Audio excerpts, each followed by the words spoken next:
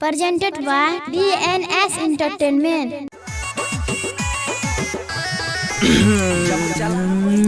तक तक पलट के ताक रे रे रे ताक ताक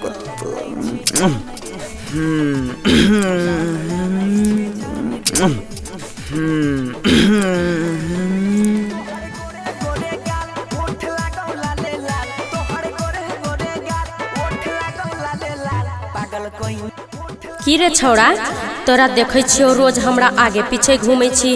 की इरादा छो तोहर रे?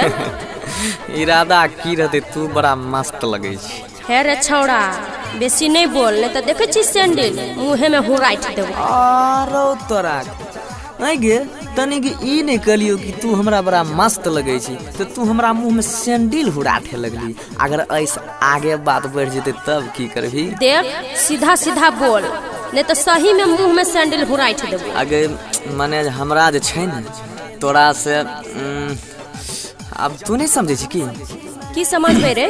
तोहर बोले के मतलब की छो? बोल ना खोल के। माने हमरा छै तोरा से प्यार भए गेल, बुझली? I love you.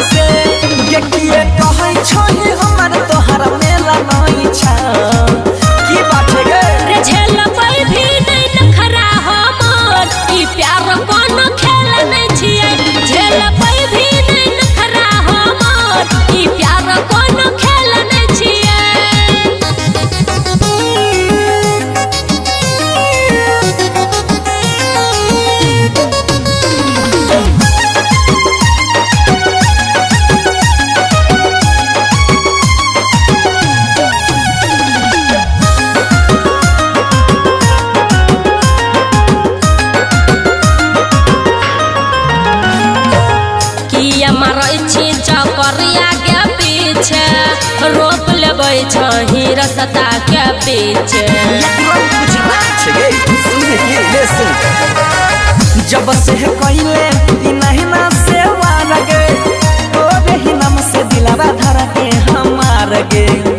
तारा पूजा मने कोनो जेल नहीं छिया, बुझली गे? झेल पे भी नहीं नखरा हमर, ई प्यार कोनो खेल नहीं छियै। झेल पे भी नहीं नखरा हमर, ई प्यार कोनो खेल नहीं छियै।